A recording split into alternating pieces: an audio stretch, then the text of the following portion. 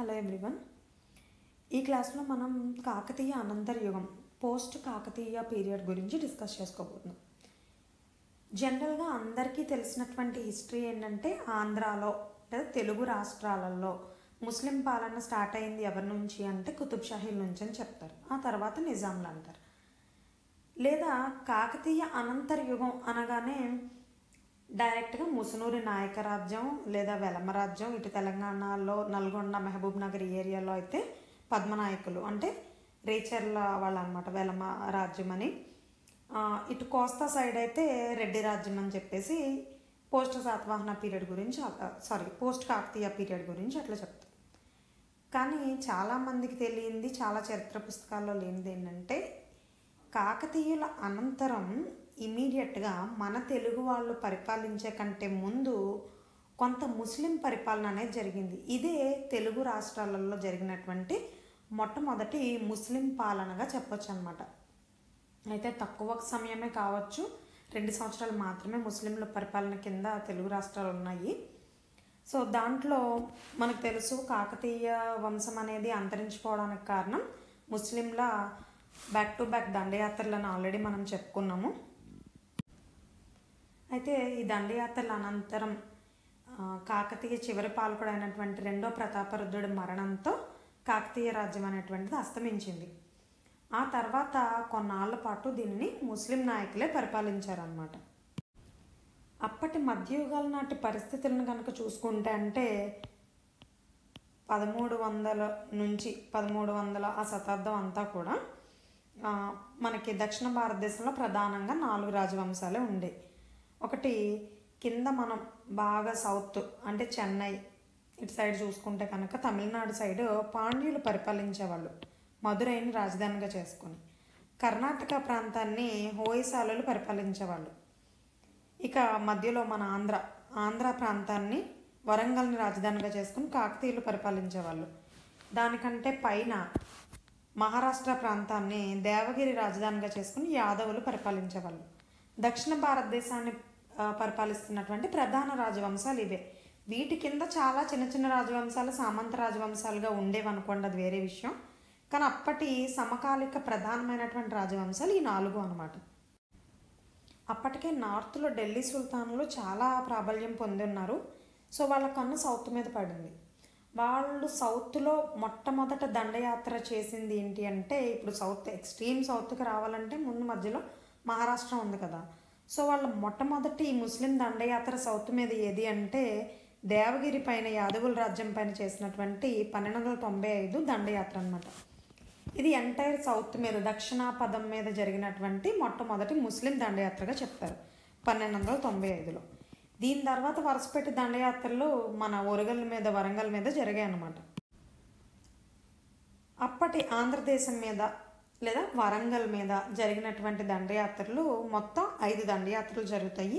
ఇవన్నీ మనం కాకతీయుల క్లాసులో చాలా డీటెయిల్గా డిస్కస్ చేసుకోవడం కూడా జరిగింది. మొదట అల్లావుద్దీన్ ఖిల్జీ టైంలో జరుగుతాయి. ఆ తర్వాత ఫిరోజ్ షా తుగ్లక్, మహమ్మద్ బిన్ తుగ్లక్ టైంలో కూడా జరగడం అనేది మనకు తెలుసు. చివరగా మహమ్మద్ బిన్ తుగ్లక్ చేతిలో 2వ ప్రతాపరుద్రుడు ఓడిపోవడము, ఆయన ఆత్మహత్య చేసుకుని మరణించడము, దీంతో మహమ్మద్ బిన్ తుగ్లక్ ఓరుగల్ని ఆక్రమించడం అనేటువంటిది జరిగింది. ఇంతవరకు మనకు ఆల్రెడీ తెలిసిన విషయమే. అయితే దాని తర్వాత ఏం చేశాడు తుగ్లక్ అనేటువంటి విషయాలు మనకు అప్పుడు తెలియదు కదా. తర్వాత ఏమైందంటే వెంటనే 1323లో ఈయన దండయాత్ర చేసి ఆక్యుపై చేశాడు కదా, దానికి వెంటనే సుల్తాన్పూర్గా నామకరణం చేశాడు.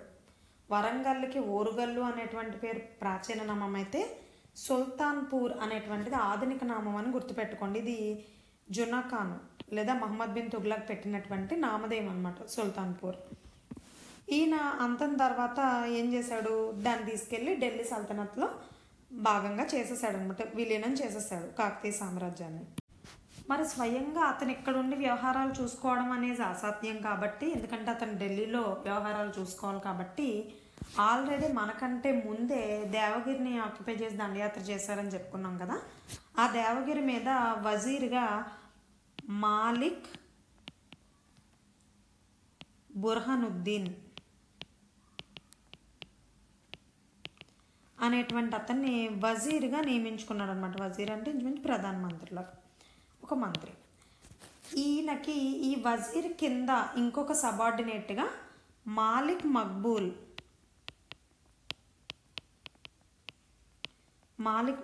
అనేటువంటి అతన్ని వరంగల్ పంపించి వరంగల్లో వ్యవహారాలన్నింటినీ చూసుకోమని చెప్పి మాలిక్ బుర్హానుద్దీన్ అనేటువంటి అతని కింద పెట్టాడనమాట. ఈ మాలిక్ బుర్హానుద్దీన్ ఎక్కడ ఉండేవాడు? దేవగిరి మీద అధికారిగా ఉండేవాడు, దేవగిరి యొక్క వజీర్ అనమాట. ఈ మాలిక్ మక్బూల్ని అసిస్టెంట్గా పెట్టుకుని వరంగల్ని పరిపాలించుతూ ఉండేవాడు. ఈ పరిపాలన అనేటువంటిది మహమ్మద్ బిన్ తుగ్లక్ టైంలో చేసినటువంటి సంస్కరణలు, కొన్ని మతిలేని పనులు అందరికీ తెలిసినవే. చాలామంది ఆయన పరిపాలన మీద విసుగు చెందిపోయి ఉన్నారు అప్పటికే. ఇంకా నార్త్ వాళ్ళే విసుగు చెందిపోయినటువంటి పరిస్థితుల్లో మనది కాని సామ్రాజ్యం, మన తెలుగువాడు కాదు, హిందూ కాదు అనేటువంటి అభిప్రాయం బాగా వ్యతిరేకతకి దారితీసిందనమాట. ప్రతాపరుద్రుడికి 75 మంది నాయంకర్లు ఉండేవాళ్ళు, లేదా సైన్యాధ్యక్షుల కింద కూడా అనుకోవచ్చు. 75 మంది ఉండేవాళ్ళు. ఈ 75 మందిలో ఈ సుల్తాన్ల మీద తిరుగుబాటులో భాగంగా అందరూ చనిపోయి కేవలం 3 మిగులుతారు. ఆ సమయంలోనే మహమ్మద్ బిన్ తుగ్లక్ రాజధానిని మార్చాలనే ప్రయత్నాలు కావచ్చు, ఇతర సంస్కరణలు కావచ్చు, ఇవన్నీ ఎవరికి కూడా యాక్సెప్ట్ చేసే విధంగా లేవన్నమాట. ముఖ్యంగా హిందువులు యాక్సెప్ట్ చేసే విధంగా లేవు. సో దాని నుంచి ఎలా అన్నా మన ప్రాంతాన్ని మనమే పరిపాలించుకోవాలి అనేటువంటి భావన పుట్టుకొచ్చిందనమాట. మనం చెప్పుకున్నాం కదా, దేవగిరి వజీర్ అయినటువంటి మాలిక్ బుర్హానుద్దీన్ ఆధ్వర్యంలో మాలిక్ మక్బూల్ చేతిలో పరిపాలన అనేది జరిగేది. ఇక్కడ సంపద అంతా ఢిల్లీకి తరలిపోవడం ఇక్కడ వాళ్ళకి ఏమాత్రం ఇష్టం లేదనమాట. ఎంత రాజుగారు, కాకతీయ రాజుగారు లేకపోయినా కూడా ఆయన ఉప్పు తిన్న విశ్వాసంతో ఆయన కింద పనిచేసినటువంటి సైనికులు ఎవరైతే 3 మిగిలారో ఆ 3 వీళ్ళ మీద తిరుగుబాటు చేయాలని చెప్పి నడుం కట్టారు. ఆ కాలంలో ఎంత విసిగిపోయారు జనాలు, ఎలాంటి క్రూరమైనటువంటి పరిపాలనలో మగ్గిపోయారు, ఎలాంటి బాధలు పడేవాళ్ళు అనేటువంటి విషయాలన్నీ కూడా మనకి ప్రోలయ నాయకుడు వేసినటువంటి విలాస తామ్రశాసనం అనేటువంటి దానిలోని, గంగాదేవి రాసినటువంటి మధురా విజయం అనేటువంటి బుక్లోని, ఇంకా ఇతరత్ర కొంతమంది ఆ టైంకి చెందినటువంటి రచనలు చేసినటువంటి రచయితల ద్వారా కూడా కొంత ఇన్ఫర్మేషన్ తెలుస్తుంది. ఈ మిగతా 3 ప్రధానమైనటువంటి నాయకులే మిగిలారు అన్నాం కదా. వాళ్ళ 3 ఎవరంటే 3 కమ్యూనిటీస్కి చెందిన వాళ్ళు. ఒకటి కమ్మ కులానికి చెందినటువంటి ముసునూరి వారు, ముసునూరి ప్రోలయ నాయకుడు, ముసునూరి నాయకులు అనమాట వాళ్ళ వంశం. ముసునూరి ప్రోలయ నాయకుడు ఇందులో ప్రధానమైనటువంటి ఆయన. రెండోది రేచర్ల వారు. రేచర్ల అనే పేరు గురించి మనం కాకతీయుల టైంలో చెప్పుకున్నాం అనమాట, వెలమలో. సో రేచర్ల సింగమ నాయకుడు, ఈయన ప్రధానమైనటువంటి వాడు. 3వ కమ్యూనిటీ రెడ్డి కమ్యూనిటీ. ఇక్కడ ప్రోలయ వేమారెడ్డి.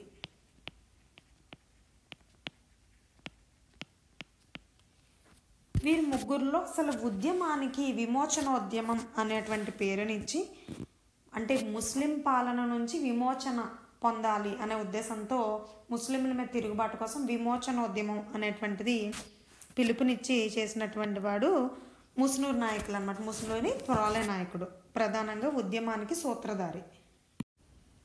ఇప్పుడు 1857 ఉద్యమాన్ని ప్రప్రథమ స్వాతంత్ర సంగ్రామం అని ఎలా అంటారో, అదేవిధంగా ఆంధ్రాలో తొలి స్వాతంత్ర పోరాటం అనేటువంటి పేరు ఈ విమోచనోద్యమానికి ఉందన్నమాట. ఆంధ్రులు స్వాతంత్రం కోసం పోరాడినటువంటి మొదటి ఉద్యమంగా దీన్ని చెప్తారు, ముస్లిం పాలనకి వ్యతిరేకంగా. దీనికి ప్రజల నుంచి, ఇతరత్ర చిన్న చిన్న రాజ్యాల పాలకుల నుంచి, చిన్న చిన్న గ్రామ నాయకుల నుంచి, ప్రతి వర్గం నుంచి కూడా ఆమోదం పూర్తి స్థాయిలో లభించిందనమాట. అందరూ కూడా చాలా ఉత్సాహంగా ఈ విమోచనోద్యమంలో పాల్గొన్నారు. ఈ విమోచనోద్యమానికి 2 టార్గెట్లు. ఒకటేంటి, ముస్లిం పాలన ఆంధ్రదేశంలో విముక్తి చేయాలి, అంతమొందించాలి. రెండోది, హిందూ ధర్మాన్ని, సంస్కృతిని మళ్ళీ తిరిగి ఆంధ్రాలో పునరుద్ధరించాలి. ఈ 2 టార్గెట్లతో ముసునూరి ప్రోలయ నాయకుడి యొక్క ఆధ్వర్యంలో విమోచనోద్యమం స్టార్ట్ అయింది. దీనికి కార్యస్థానంగా అతని యొక్క రాజధాని ప్రాంతమైనటువంటి, అతను పరిపాలించే ప్రాంతమైనటువంటి భద్రాచలం దగ్గర ఉన్నటువంటి రేకపల్లిని పాయింట్గా ఎంచుకున్నారనమాట. రేకపల్లి నుంచే ఈ విమోచనోద్యమం మొదలైంది. ఈ విమోచనోద్యమంలో పాల్గొన్న ప్రముఖ రాజవంశస్థులు ఎవరంటే రెడ్డి రాజులు, రేచర్ల వారు అంటే వెల్లమలు, అలాగే కమ్మవారు అని చెప్పుకున్నాం కదా. వాళ్ళలో రెడ్డి రాజుల నుంచి ప్రోలయ వేమారెడ్డి, రేచర్ల వాళ్ళ నుంచి రేచర్ల సింగం నాయకుడు, అలాగే ముసునూరు నుంచి ప్రోలయ నాయకుడు అని చెప్పుకున్నాం. వీళ్ళు కాకుండా కొలని రుద్రుడు, వేంగి భూపాలుడు, మంచికొండ గణపతి నాయకులు, ఇలా వేరే వేరే రాజులు కూడా ఇందులో ఉత్సాహంగా పాల్గొన్నారు. వేరే వేరే రాజ్యాలను పరిపాలించేటువంటి ముఖ్యమైనటువంటి రాజులు అన్నమాట వీళ్ళు. అప్పటి వరకు మహమ్మద్ బిన్ తుగ్లక్ని ఎదిరించలేము అనే అపోహతో సైలెంట్గా ఒక 2 ఏళ్ల పాటు ఉండిపోయారు. అణగదొక్కాలి ముస్లిం పాలన అని ఉన్నప్పటికీ ప్రతి ఒక్కళ్ళకి ముందుకొచ్చి ఎవరు మహమ్మద్ బిన్ తుగ్లక్ని ఎదిరించే సాహసం మాత్రం చేయలేదు. కానీ ఎప్పుడైతే అతను తీసుకొచ్చినటువంటి ఆచరణ యోగ్యం కాని సంస్కరణలు ఉన్నాయో వాటితో ఒక సౌత్ ఇండియాయే కాకుండా దేశం మొత్తం తిట్టుకుంటూ వ్యతిరేకత వ్యక్తం చేస్తున్నారో ఆ సమయాన్నే అదనుగా తీసుకున్నారు మన నాయకులు. తీసుకుని ఇదే రైట్ టైము వీడి మీద తిరుగుబాటు చేయడానికి అని చెప్పి నడుం బిగించి విమోచనోద్యమానికి ముందుకొచ్చి దాన్ని తారాస్థాయికి తీసుకెళ్లారు. ఈ విమోచనోద్యమంలో భాగంగా ఒక్కొక్క రాజవంశస్థులు, ఒక్కొక్క కుటుంబీకులు ఒక్కొక్క ప్రాంతం వైపు ముస్లిం పాలకుల్ని పారద్రోల కార్యక్రమం చేశారన్నమాట. దానిలో ముఖ్యంగా ముసునూరు కాపై నాయకుడు వరంగల్ పైన దండెత్తి మాలిక్ మక్బూల్ని ఇతర రాజుల యొక్క సహాయంతో ఓడించాడు 1336లో. ఇక రేచర్ల వంశస్థులు ఏం చేశారు, నల్గొండ మహబూబ్ నగర్ సైడ్ ముస్లింలని పారద్రోలారనమాట. ప్రోలయ వేమారెడ్డి తీరాంధ్ర సైడ్ కృష్ణాకి దక్షిణంగా ఉన్నటువంటి కమ్మనాడు, పాకనాడు ఇటువంటి ప్లేసుల్లో ఉన్నటువంటి ముస్లిం నాయకుల్ని పారద్రోలి అక్కడ పాకవేశాడు. ఇలా ఒక్కొక్కళ్ళు ఒక్కొక్క ప్రాంతాన్ని ఆక్యుపై చేసుకొని అక్కడ ఉన్నటువంటి ముస్లిం నాయకుల్ని పారద్రోలారు. మొత్తానికి ఈ ఆంధ్రాకి ఈ విమోచనోద్యమం ద్వారా విమోచనం అయితే కల్పించేశారనమాట సక్సెస్ఫుల్గా. అయితే విజయం సాధించారు కానీ ఒక లోపం అయితే అలాగే ఉండిపోయింది. అప్పటి వరకు కాకతీయుల వరకు ఒకే సంస్థానం కింద, ఒకే సామ్రాజ్యం కింద ఐకమత్యంతో పరిపాలించినటువంటి పరిస్థితులు అక్కడ ఉన్నాయి. కానీ ఇప్పుడు వీళ్ళు ఎవరికి వాళ్ళు స్వతంత్రంగా చిన్న చిన్న రాజ్యాలను ఏర్పాటు చేసుకుని ఎవరు ఆక్యుపై చేసుకున్నటువంటి రాజ్యాన్ని వాళ్ళే పరిపాలించుకుంటూ ఐకమత్యం మాత్రం లోపించిందని చెప్పుకోవచ్చు అనమాట. ఆ టైంలో విమోచనోద్యమం తర్వాత అంటే పోస్ట్ కాకతీయ పీరియడ్లో ఐకమత్యం లేకపోవడంతో అనేక చిన్న చిన్న రాజ్యాలు ప్రాంతాల వారీగా వెలిసాయని చెప్పుకోవచ్చు. ముఖ్యంగా రాజకీయ పరిస్థితులు ఎలా అయిపోయాయంటే కులాల ఆధారంగా ప్రాంతాలను పరిపాలించడం అనేటువంటిది కనిపిస్తుంది. మీరు ఇక్కడ చూస్తే ఆక్యుపై చేసినటువంటి ప్లేసులనే కనుక చూస్తే ముఖ్యంగా కమ్మ వాళ్ళు ముసునూరు నాయకరాజులు ఎవరైతే ఉన్నారో వాళ్ళు వరంగల్ చుట్టుపక్కల ప్రాంతాలను ఆక్యుపై చేశారు. రేచర్ల వాళ్ళు అంటే వెల్లమ కమ్యూనిటీ వాళ్ళు నల్గొండ మహబూబ్ నగర్ డిస్ట్రిక్ట్లని ఆక్యుపై చేసుకున్నారు. ఇక రెడ్డి రాజ్యం చూసుకుంటే కోస్టల్ ఆంధ్రప్రదేశ్ అంతా కూడా రెడ్డి రాజ్యం ఆక్యుపై చేసుకున్నారన్నమాట. వాళ్ళు రాజ్యం స్థాపించుకున్నారు అక్కడ. అలా ఇతర కులాలన్నీ కలుపుకొని మొత్తం 8 కుల ప్రాతిపదికన ఏర్పడినటువంటి స్వతంత్ర రాజ్యాలు మనకి పోస్ట్ కాకతీయ పీరియడ్లో ఏర్పడ్డాయి. వాళ్ళలో ప్రధానంగా మనం చెప్పుకునేది మాత్రం కమ్మ, వెలమ, రెడ్డి నాయకులని చెప్పుకుంటాం. వారిలో కూడా ఆంధ్రప్రదేశ్ స్టూడెంట్స్ అయితే కనుక కమ్మ నాయకులు అలాగే రెడ్డి నాయకులు, ముసునూరు నాయకరాజులు, కొండవీటి రెడ్డి రాజులు ఈ 2 చదువుకోవాలి. అదే తెలంగాణ వాళ్ళైతే రెడ్డి రాజుల ప్లేస్లో రేచర్ల పద్మనాయకులు వస్తారన్నమాట. రేచర్ల నాయకులనే వెలమ రాజ్యం అని పద్మనాయకులు అని కూడా అంటుంటారు.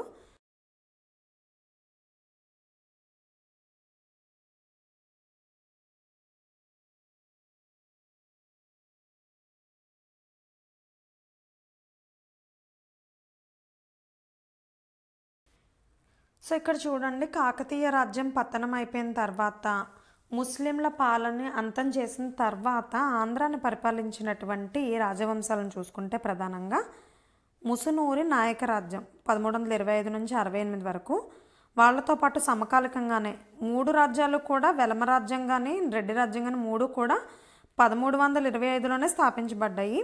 కానీ అంతం అనేటువంటిది మాత్రం ఒక్కొక్కళ్ళు ఒక్కొక్క టైంలో అనమాట. 68 వరకునేమో ముసునూరు నాయకరాజులు పరిపాలిస్తే ఈ నాయకరాజులు ఈ వెలమరాజుల చేతిలోనే అంతమవుతుందన్నమాట నాయక సామ్రాజ్యం. సో వీళ్ళే అంతం చేస్తారు కాబట్టి వీళ్ళ వంశాన్ని వీళ్ళు 1475 వరకు కూడా పరిపాలించారు తెలంగాణలో. నెక్స్ట్ రెడ్డి రాజ్యం చూసుకున్నట్లయితే 1448.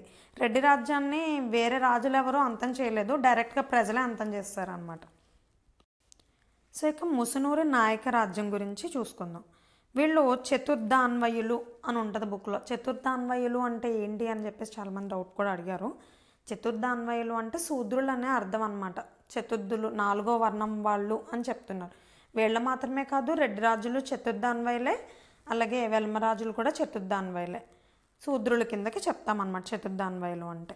ఆంధ్రాలో ముస్లిం పాలనకి ఎదురు నిలిచి ఉద్యమాన్ని నడిపినటువంటి ఘనత ముసునూరి నాయక రాజ్యానికి చెందుతుందన్నమాట. అఫ్కోర్స్ మిగతా రెడ్డి రాజులు కానీ వెలమరాజులు కానీ ఏం తక్కువ కాలేదు, వాళ్ళు కూడా ముస్లింలను తరిమి కొట్టారు.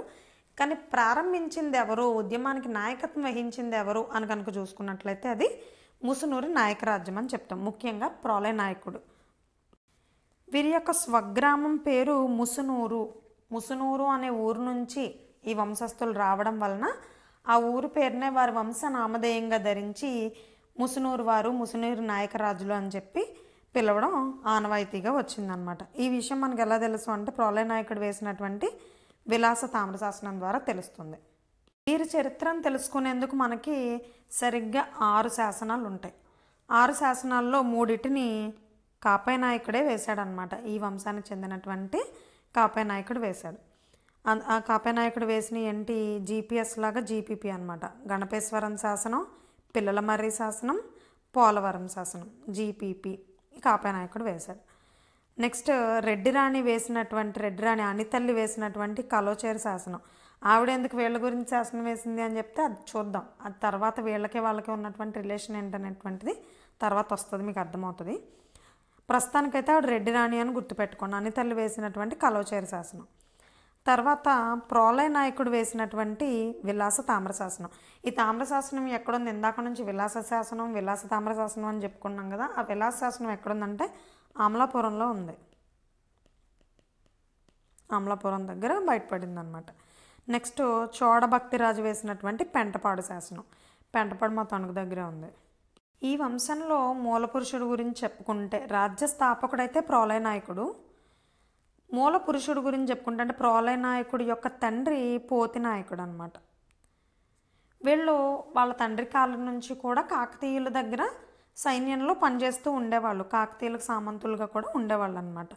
వీళ్ళ గురించి వీళ్ళ వంశ స్థాపన, ఈ ముస్లిం వ్యతిరేక తిరుగుబాటు, ముస్లింల పాలనలో ఆంధ్రాలో జరిగినటువంటి ఉద్యమాలేంటి, ఆంధ్రులు పడ్డటువంటి బాధలేంటి, అన్నిటి గురించి కూడా ముసునూరి ప్రోలయ నాయకుడు వేసినటువంటి విలాస తామ్రశాసనంలోనే మనకు మంచి ఆధారాలన్నీ దొరుకుతున్నాయి. వీళ్ళు రాజ్యస్థాపన రేకపల్లిని రాజధానిగా చేసుకుని పరిపాలించారు. ఇది కృష్ణా గోదావరి నదులు రెండిటికి మధ్యన ఉన్నటువంటి ప్రాంతంగా చెప్తారు. ప్రజెంట్ భద్రాచలంకి దగ్గరలో ఉంటుంది అన్నమాట రేకపల్లి. ప్రోలయ నాయకుడు గొప్ప సంస్కరణవాది, ప్రజల పక్షపాతి అని కూడా చెప్తూ ఉంటారు. అప్పట్లో ప్రజలు పడే బాధలు చూడలేక చలించిపోయి అతను ఈ ఉద్యమానికి నాయకత్వం వహించానని చెప్పి అతని తామ్రశాసనంలో అతనే రాసుకున్నాడు. అది మాత్రమే కాకుండా పరమ వైదికవాది అనమాట. వైదిక ధర్మాన్ని పునరుద్ధరించడమే అతని శ్వాసగా ధ్యాసగా ఈ విమోచనోద్యమాన్ని నడిపించాడనమాట. మెయిన్ అందుకే ఆయన ముస్లిం వ్యతిరేక తిరుగుబాటుకి పిలుపునిచ్చినాడు. అలాగే రైతులపై అప్పట్లో విధించినటువంటి పన్నులన్నీ కూడా ఆ టైంలో రద్దు చేశాడు. అలాగే విలాస తామ్రశాసనం అని చెప్తున్నాం కదా. ఈ విలాస అనేటువంటిది అమలాపురం దగ్గరలో ఉన్నటువంటి ఈస్ట్ గోదావరిలో ఉన్నటువంటి ఒక గ్రామం. దీన్ని అగ్రహారంగా చేసి భరద్వాజస గోత్రీకుడైనటువంటి వెన్నమ్మ అనేటువంటి ఒక బ్రాహ్మణుడికి వెన్నమ్మకి ఈ అగ్రహారాన్ని ఇచ్చాడు. అగ్రహారం అనేటువంటిది మీరు చాలా చోట్ల వినుంటారు. బట్ ఎస్పెషల్లీ అమలాపురం చుట్టుపక్కల ఈస్ట్ గోదావరిలో అగ్రహారాలు చాలా ఎక్కువ ఉంటాయి. అక్కడ భూములు పంటకు అనుకూలంగా సారవంతమైన కావడంతో ఏమో మరి చాలామంది రాజులు అక్కడ దానాలు చేసినట్టున్నారు. ఆ రకంగా మొత్తం జాతిని ఐక్యం చేసి ఆంధ్రదేశాన్ని ముస్లింల పరిపాలన నుంచి విముక్తి చేసి మళ్ళా హిందూ పరిపాలనని తీసుకొచ్చిన కారణంగా ప్రోలయ నాయకుడికి ఉన్నటువంటి బిరుదు ఏంటి అంటే ఆంధ్ర భూమండలేశ్వర, ఆంధ్ర భూమండలేశ్వర లేదా భూమండలాధ్యక్ష. ఇది ఈయనకున్నటువంటి బిరుదు అనమాట. ఆయన తర్వాత కాపై నాయకుడు అధికారంలోకి వస్తాడు. కాపై నాయకుడు ఆయన కొడుకు కాదు, సొంత తమ్ముడు కాదు. ఈ ప్రోలయ నాయకుడికి సంతానం లేకపోవడంతో వాళ్ళ బాబాయ్ పినతండ్రి కొడుకు అయినటువంటి కాపై నాయకుడు తమ్ముడే బాబాయ్ కొడుకు అనమాట. కాపై నాయకుడికి ఇచ్చి రాజ్యాన్ని అప్పగించడం జరుగుతుంది. కాపై నాయకుడు కూడా ఈ విమోచనోద్యమం, ముస్లిం విమోచనోద్యమంలో చాలా యాక్టివ్గా పాల్గొంటాడు. ఇతను మన రేచర్ల సింగం నాయకుడు, ప్రోలయ వేమారెడ్డి వీళ్లతో కలిసి ముస్లింలని పారద్రోలడంలో కీ రోల్ ప్లే చేసింది కాపై నాయకుడే. యాక్చువల్గా ఉద్యమాన్ని అయితే ప్రోలయ నాయకుడు స్టార్ట్ చేశాడు, కానీ ఆ ప్రాంతాన్ని ఆక్యుపై చేసింది, మాలిక్ మక్బూల్ని తరిమి కొట్టింది మాత్రం కాపై నాయకుడు అనే చెప్తారు. ఈ వంశంలోనే ముస్నూర్ వంశంలోనే గొప్పవాడుగా చెప్తారు కాపై నాయకుడిని. ఇతని తండ్రి పేరు అంటే ప్రోలయ నాయకుడి యొక్క బాబాయ్ పేరు దేవనాయకుడు అనమాట. ఇతని టైంలో రాజ్యం ఎంతవరకు విస్తరించిందంటే మన ఆంధ్ర బోర్డర్ దాటేసి కర్ణాటకలోకి వెళ్ళిపోయి నార్త్ సైడ్ బీదర్లోని కౌలాష్ అనేటువంటి ప్రాంతం వరకు కూడా ఈయన రాజ్యాన్ని విస్తరించాడు. అదే టైంలో ముస్లింలు ఈయన అడుగుల్ని గమనిస్తున్నారు. ఈయన ఎటువైపు వెళ్తున్నాడు, ఎలా ఆక్రమించుకున్నాడు, అంత పెద్ద ఢిల్లీ సింహాసనాన్ని ఢీకొట్టి ఇక్కడ స్వతంత్ర రాజ్యాన్ని ఏర్పాటు చేసుకోవడమే కాకుండా రాజ్యాన్ని ఎలా విస్తరిస్తున్నాడో అన్నది మన బహ్మనీ సామ్రాజ్యానికి చెందిన హసన్ గంగు బహ్మనీ ఉన్నాడు కదా సామ్రాజ్య నిర్మాత, అతనికి బాగా ఇన్స్పిరేషన్గా అనిపించి ఇతని విజయాలను చూసి స్ఫూర్తి పొంది ఆయన కూడా గుల్బర్గాన్ రాజధానిగా చేసుకుని బహ్మనీ సామ్రాజ్యాన్ని హసన్ గంగు ఏర్పాటు చేసుకున్నాడు అనమాట. ఆ గుల్బర్గా సామ్రాజ్యాన్ని ఏర్పాటు చేసుకునే టైంలో అతను కాపై నాయకుడి హెల్ప్ కూడా అడిగాడు అనమాట. అతని సూచనలు, సలహాలు, హెల్ప్ తీసుకున్నాడు. కానీ మన వేలుతోనే మన కన్నునే పొడుచుకున్నట్టు పాముని పెంచి పోషిస్తే పాలు పోస్తే ఏం చేస్తుంది, అది కాటేస్తుంది.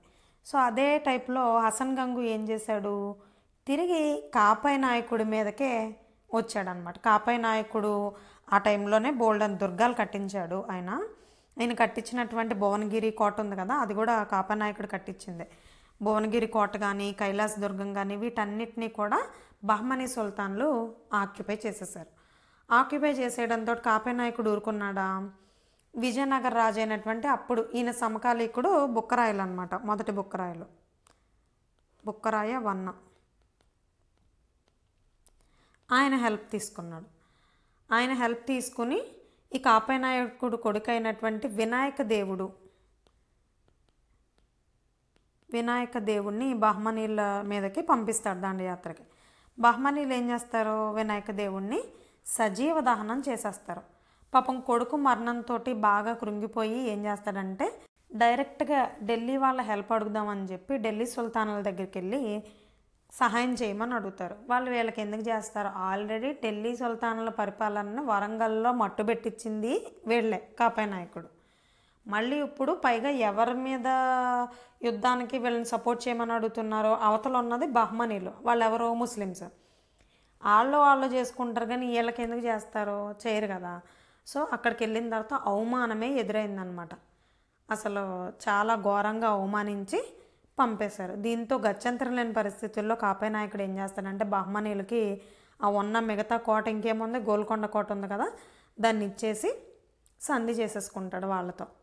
సో బహ్మనీల చేతిలో ఇంకా కాపై నాయకుడు ఓడిపోవడంతో మిగిలిన సమకాలిక నాయంకర్లు అందరూ కూడా చిన్న చిన్న రాజ్యాల కింద విడిపోయి ఎవరి రాజ్యం వాళ్ళు ఏర్పాటు చేసుకుంటారు. అయితే కాపై నాయకుడికి ఉన్నటువంటి బిరుదులు ఏంటి అంటే ఆంధ్ర దేశాధీశ్వర, కటక చోరకర, ఆంధ్ర సురత్రాణ, ఇన్ని కూడా వెరైటీగా ఉంటాయి అన్నమాట ఈయన బిరుదులు. ఇవన్నీ కూడా మనకి పోలవరం శాసనం ద్వారా తెలుస్తుంది. అంతేకాదు పోలవరం శాసనంలో ఇంకో విషయం ఏం తెలుస్తుందంటే ఈయన తన ప్రతినిధిగా వేంగి పైన, మరి ఇప్పుడు వేంగిలో కూడా శూన్యం ఏర్పడింది కదా, రాజకీయ శూన్యం. సో వేంగి పైన మళ్ళా ఈయన బాబాయ్ కొడుకు అయినటువంటి అనపోత నాయకుడు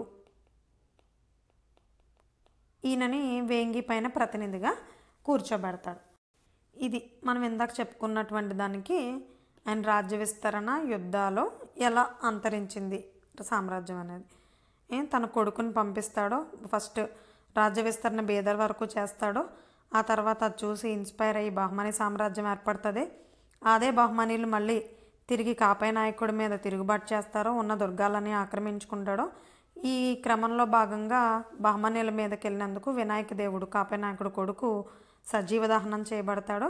ఇంకా చివరి ప్రయత్నాలు, అన్ని ప్రయత్నాలు చేసి వాళ్ళని నిలువరించలేక చివరి ప్రయత్నంగా ట్రై చేద్దామని చెప్పి ఢిల్లీ వెళ్తాడు. ఢిల్లీలో అవమానించడంతో ఇంకా చేసేదేమీ లేక గోల్కొండ దుర్గాన్ని బహమనీలకు ఇచ్చి సంధి చేసుకుంటాడు. ఇతని యొక్క సమకాలిక రాజవంశాలు, ప్రధానమైనటువంటి రాజవంశాలు, రాజులు ఎవరని చూస్తే రెడ్డి రాజుల్లో ప్రోలయవేమారెడ్డి, అనవోతారెడ్డి. ఓకే, నెక్స్ట్ పద్మనాయకులకు వచ్చేటప్పటికి అదే రేచర్ల వంశస్థులు అన్నాం కదా. వెలమ నాయకుల విషయానికి వచ్చేటప్పటికి రేచర్ల సింగమ నాయకుడు. బహమనీ వంశానికి వచ్చేటప్పటికి హసన్ గంగు. విజయనగర సామ్రాజ్యానికి వచ్చేటప్పటికి హరిహర్ రాయలు, బుక్కరాయలు ఇద్దరు కూడా. అలాగే ఢిల్లీ విషయానికి వచ్చేటప్పటికి ఫిరోజ్ షా తుగ్లక్, మహమ్మద్ బిన్ తుగ్లక్లు అనమాట అప్పుడు పరిపాలిస్తుంది ఢిల్లీని. ఆల్రెడీ ఢిల్లీ వాళ్ళకి మొత్తం కోటలో, దుర్గాలో సంపదనంతా ఇచ్చేసి వీక్ అయిపోయి ఉన్నాడు అప్పటికే అన్నపోతారెడ్డి, కాపై నాయకుడు. వీక్ అయిపోయిన టైంలో అదే సమయాన్ని అదనుగా చూసుకొని పక్కనే పొంచి ఉన్నటువంటి మిత్రుడే శత్రువుగా మారి రేచర్ల అనపోత నాయకుడు. ఇందాక మనం అనపోత నాయకుడిని వేంగిపై నిలబెట్టాడు అనుకున్నాం కదా, అది కాపై నాయకుడి యొక్క తమ్ముడు అనమాట, బాబాయ్ కొడుకు. ఈయన రేచర్ల వంశస్థుల్లో అనపోత నాయకుడు.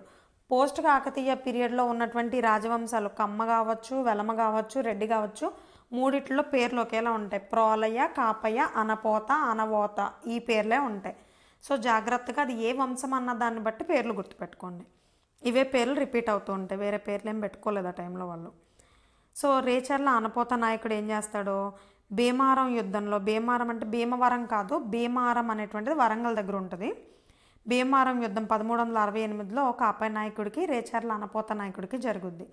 అందులో కాపై నాయకుడిని చంపేసి రేచర్ల వంశస్థులే వరంగల్ మొత్తాన్ని కూడా ఆక్యుపై చేయడం జరుగుద్ది అనమాట. సో దీంతో ముసునూరి వంశం అనేటువంటిది అంతమైపోతుంది.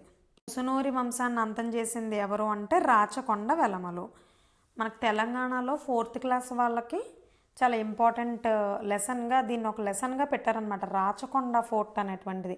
దానిలో రేచర్ల పద్మనాయకుల గురించి ప్రత్యేకంగా వారి హిస్టరీ గురించి 4th క్లాస్ నుంచే చెప్పడం జరుగుతుంది.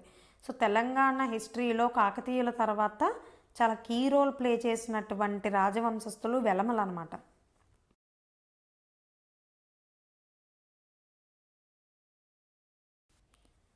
ఆ తర్వాత ఆంధ్రాలో ప్రధానమైనటువంటి రాజ్యం కొండవీటి రెడ్డి రాజ్యం. ఇక్కడ మనం ఇందాక ముసునూరు నాయకుల్లో ఇద్దరు రాజుల గురించి చెప్పుకున్నాం. కానీ కొండవీటి రెడ్డి రాజ్యం 6 రాజులు పరిపాలించారు. ముసునూరు నాయకులతో పోల్చుకుంటే ఒక 100 సంవత్సరాలు పరిపాలించారు వీళ్ళు. సో కాబట్టి కొంచెం పెద్ద రాజవంశంగానే చెప్పుకోవచ్చు అనమాట. వీళ్ళు రాజధానిని చూసుకున్నట్లయితే 3 ప్రాంతాలను రాజధానులుగా చేసుకొని పరిపాలించారు. మొదట అద్దంకి ఉండేది, ఆ తర్వాత కొంచెం ముందుకెళ్ళి కొండవీడిని రాజధానిగా చేసుకున్నారు, ఆ తర్వాత మరికొంత ముందుకెళ్ళి రాజమండ్రిని రాజధానిగా చేసుకొని పరిపాలించారనమాట. ముఖ్యంగా ఎక్కువ కాలం ఎక్కువ రాజులు పరిపాలించింది కొండవీటిని రాజధానిగా చేసుకొని. వీరి యొక్క అధికారిక ముద్ర లేదా రాజలాంఛనం వచ్చి ఎద్దు, వృషభం అన్నమాట. ఇక్కడ కొండవీటి రెడ్డి రాజ్యం విషయానికి వచ్చేటప్పటికి రెడ్లలో జనరల్లీ మనకి సబ్ ట్రైబ్స్ అనేవి ఉంటాయి, సబ్ గ్రూప్స్ అనేవి ఉంటాయి. పంటా రెడ్లు, మోటాట్ రెడ్లు, పాకనాట్ రెడ్లు, భూమంచి రెడ్లు, ఇలా వాళ్ళలో సబ్ గ్రూప్స్ అనేవి ఉంటాయి అన్నమాట రెడ్లలో.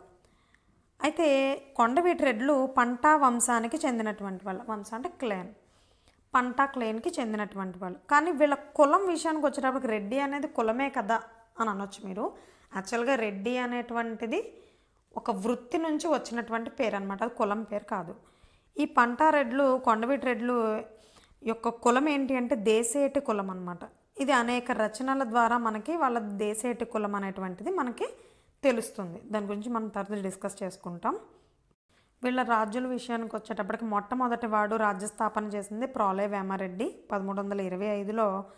సేమ్ రేచర్ల వాళ్ళు, ముసునూరు వాళ్ళు స్థాపించినట్లే 1325లోనే ప్రోలయవేమారెడ్డి రాజ్యాన్ని స్థాపిస్తాడు. ఆయన స్థాపించే నాటికి వీరి రాజధాని అద్దంకిగా ఉండేదన్నమాట. ఆ ప్లేస్లో ఉన్నటువంటి ముస్లింలను తరిమివేసి అక్కడ స్వతంత్ర రాజ్యాన్ని స్థాపిస్తాడు. తర్వాత అనవోతారెడ్డి, ఈయన ప్రోలయవేమారెడ్డి యొక్క పెద్ద కొడుకు. ఈయన రాజధానిని కొండవీడికి మారుస్తాడు. ఈయననే వీరన్నపోతు అంటారు, వీరన్నపోతుగా ప్రసిద్ధి అనమాట అనవోతారెడ్డి. నెక్స్ట్ అనవేమారెడ్డి, రెడ్డి రాజుల్లోకెల్లా గొప్పవాడిగా చెప్తారు అనవేమారెడ్డిని. రాజ్యాన్ని 4 దిశలకి కూడా విస్తరింపజేసింది అనవేమారెడ్డి. కుమారగిరిరెడ్డి, ఈయన మంచి రొమాంటిక్ కింగ్గా చెప్తారనమాట. ఎందుకంటే ఈయన ఎంతసేపు వినోదానికి సంబంధించిన క్రీడలు కానీ అవి కానీ మదనోత్సవాలని వసంతోత్సవాలని ఇలాంటివన్నీ జరిపించి ఇలా ఉండేవాడు అనమాట. సో ఆయన గురించి మన సి నారాయణ రెడ్డి గారు రాసినటువంటి కర్పూర వసంతరాయలు అనేటువంటి బిరుదు కూడా కుమారగిరి రెడ్డికి ఉందన్నమాట. కర్పూర వసంతరాయలు అనేటువంటి రచనని సి నారాయణ రెడ్డి గారు రచించారు.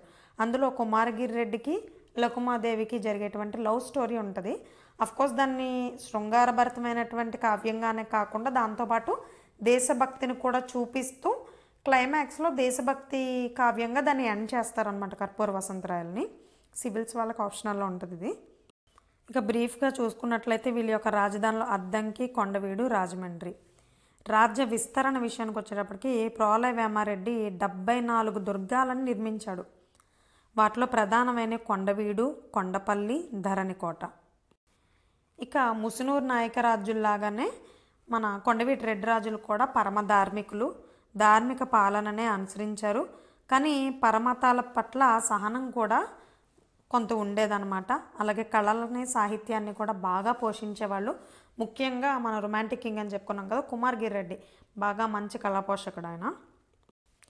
మొదటివాడు ప్రోలయవేమారెడ్డి. ముస్లింలను తరిమివేసి స్వతంత్ర రాజ్యాన్ని స్థాపించినందుకు ఈయన్ని మ్లేచ్ఛాబ్ది కుంభోద్భవ అనే బిరుదుతో పిలుస్తారనమాట. మ్లేచ్ఛాబ్ది కుంభోద్భవ అంటే మ్లేచ్చులు అని ఎవరిని సంబోధిస్తారంటే తక్కువ వర్ణం వారని, శూద్రులని ఉద్దేశించి మ్లేచ్చులు అనేటువంటి ఉద్దేశంలో సంబోధిస్తూ ఉంటారు. ఇందాక మనం చెప్పుకున్నాం ముసునూరు నాయకరాజుల గురించి చెప్పుకునేటప్పుడు చతుర్థాన్వయులు అని చెప్పుకున్నాం. అంటే శూద్రుల పరిపాలన అనేటువంటిది ప్రారంభమైంది ఆంధ్రాలో అనేటువంటి దానికి గుర్తుగా చతుర్థాన్వయుల పరిపాలనని, మ్లేచ్ఛ కుంభోద్భవుడని ఇలాంటి పేర్లను బట్టి అర్థమవుతుందన్నమాట. అఫ్కోర్స్ అంతకుముందున్న కాకతీయులను కూడా మనం శూద్రులనే చెప్పుకున్నాం. అంతకుముందున్న ఇతరత్ర రాజవంశాలలో చాలా రాజవంశస్థుల్ని శూద్రులుగా కూడా చెప్పేటువంటి ఆధారాలు ఎన్నో లభ్యమయ్యాయి అన్నమాట మనకి. ఈయన రాజ్య విస్తరణ విషయానికి వస్తే శ్రీశైలం, త్రిపురాంతకం ఈ రెండు కూడా ప్రముఖ శైవ క్షేత్రాలు మనకు తెలిసిందే. కనుక చోళులు శైవులు కాబట్టి ఈ శ్రీశైలం, త్రిపురాంతకం చోళుల పరిపాలనలో ఉండేవి ఆ టైం నాటికి, మధ్యయుగాల నాటికి. వాళ్ళ దగ్గర నుంచి ఇతను వశం చేసుకున్నాడు అనమాట ప్రోలయవేమారెడ్డి. అవి మాత్రమే కాకుండా మొత్తం ఆంధ్రదేశంలో ఈయన పరిపాలనకి ఉన్నటువంటి పరిధిలో 74 కోటలని, దుర్గాలని ఈయన నిర్మించాడు. అలాగే ధార్మిక కార్యక్రమాల విషయానికి వస్తే శ్రీశైలంలో వసతులు కల్పించడమే కాకుండా పాతాళగంగ ఉంటుంది కదా, స్నానాలు చేస్తారు. సో ఆ పాతాళగంగకి మెట్లను నిర్మించింది ఈయనే అనమాట. అలాగే అహోబిళం ఈ పుణ్యక్షేత్రంలో కూడా వసతులు కల్పించాడు, వచ్చే పోయే భక్తులకి తగిన వసతులు కల్పించాడు అనమాట. ఈయనకున్నటువంటి బిరుదులు చూసుకున్నట్లయితే ఏపీ హిస్టరీలో ఎవ్వరికీ లేనటువంటి యూనిక్ బిరుదులన్నీ ఈయనకు ఉంటాయి. ధర్మ ప్రతిష్ఠా గురు, నిస్సీవు భూదాన పరశురామ, అపరిమిత భూదాన పరశురామ, మ్లేచ్ఛాబ్ది కుంభోద్భవ, రాచూరు దుర్గ విబాళ.